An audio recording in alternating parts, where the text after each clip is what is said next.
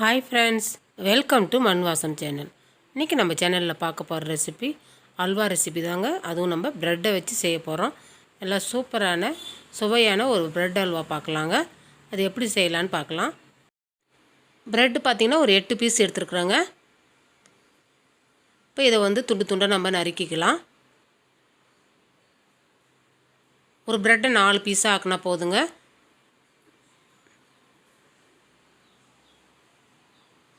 லைட்டாக கத்தியால் அழுத்தம் கொடுத்தாலே அழகாக கட் ஆகிடும். இந்த மாதிரி கட் பண்ணி வச்சுக்கோங்க.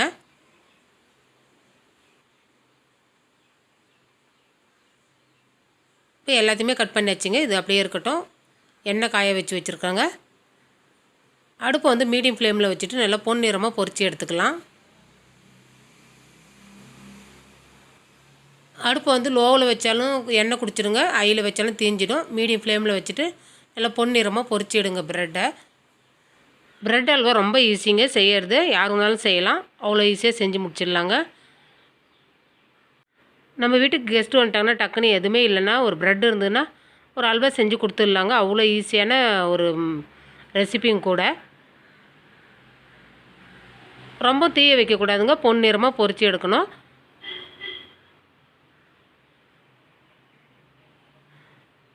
கலர் நம்ம முன்னாடி போட்டதோட இப்போ நல்லா அழகாக வந்திருக்கு பாருங்கள். இதாங்க கரெக்டான பதம்.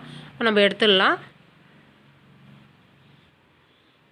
நல்லா எண்ணெயை வடிச்சிட்டு எடுத்துக்குங்க.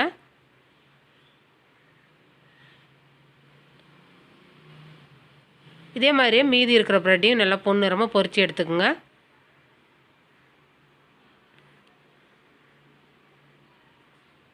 இப்போ நீங்கள் எண்ணெயில் பொரிக்கிறது நெய்யில் கூட பொரித்து எடுக்கலாங்க. இன்னும் டேஸ்ட்டாக இருக்கும்.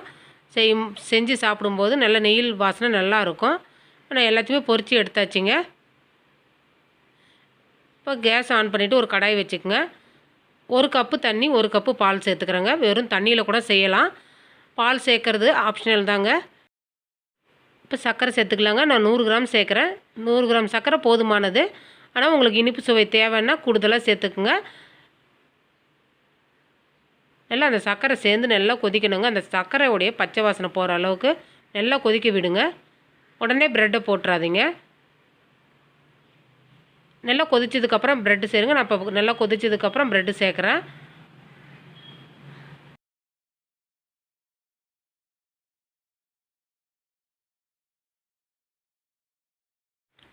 சப்போஸ் உங்களுக்கு தண்ணி பத்தலைன்னா சுடு தண்ணி பக்கத்துலேயே வச்சுருங்க. லைட்டாக கொஞ்சம் தெளித்து விட்டுட்டு நீங்கள் கிளறி விடுங்க. கரெக்டாக இருக்கும். நல்லா அந்த பாலில் சேர்ந்து நல்லா வேகணுங்க. ஒரு 5 நிமிஷத்தில் வெந்துடும். நல்லா வெந்துடும். லைட்டாக கரண்டியெல்லாம் நசுக்கி விடுங்க. குழந்தைங்களுக்கு செஞ்சு கொடுத்தீங்கன்னா டக்குன்னு சாப்பிட்டு முடிச்சிடுவாங்க. ரொம்ப டேஸ்ட்டாக இருக்கும்.